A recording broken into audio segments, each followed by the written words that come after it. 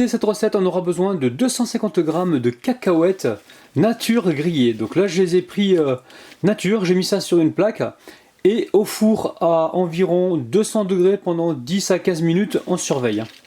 Ensuite, 200 g de chocolat noir et 2 cuillères à soupe de caramel. Le caramel, c'est cette petite boîte.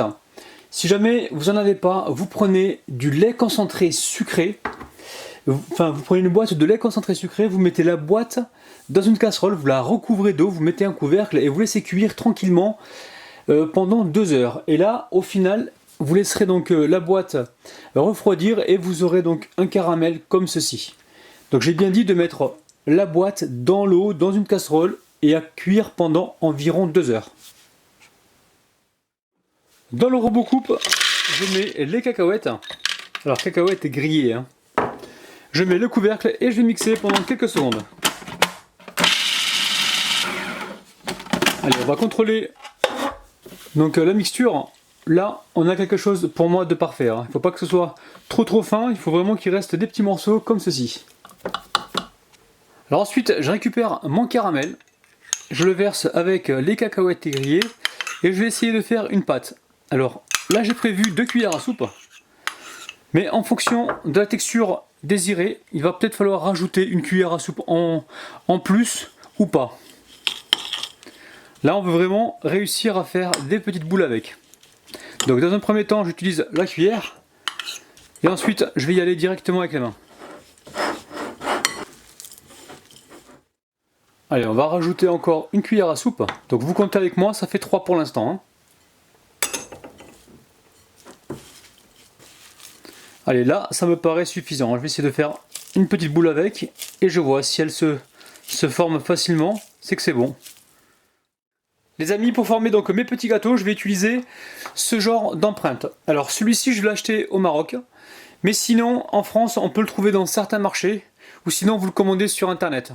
Si vous n'avez pas ça, vous n'êtes pas obligé d'utiliser donc ceci, vous pouvez très bien prendre des empreintes en silicone de votre choix.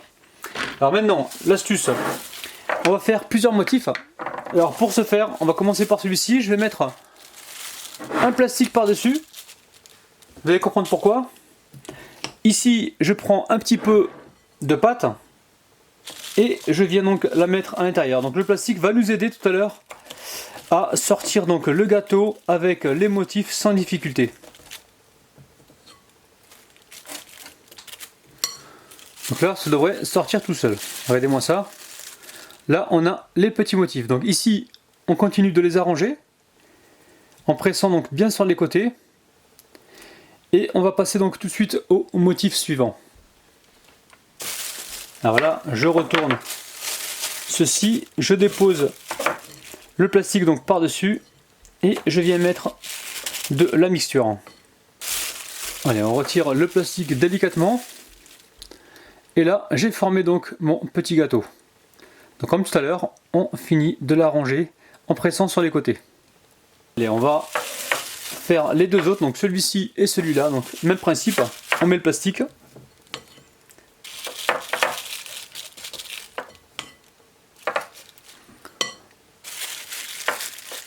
Voilà, pareil, on vient presser ici sur les côtés.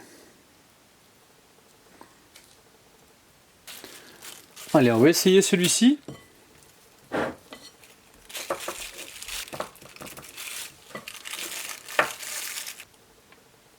On va quand même en faire un avec le silicone. Alors, je récupère le plastique, je dépose donc sur une empreinte en silicone et je viens y déposer de la farce.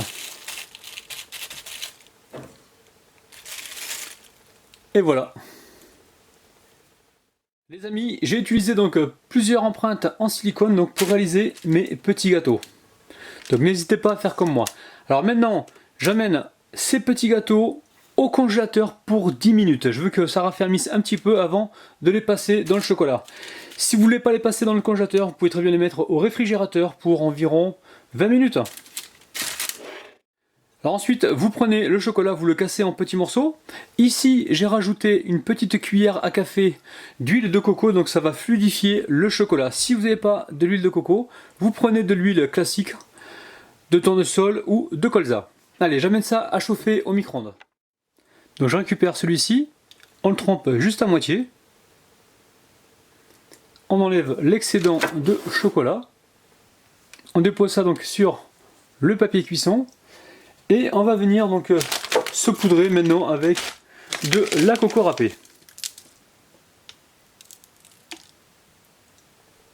Allez, on trempe la moitié du gâteau dans le chocolat. Ensuite, on vient déposer ceci sur le papier. Et là, au niveau de la déco, on va prendre un petit peu de coco râpé et saupoudrer le dessus.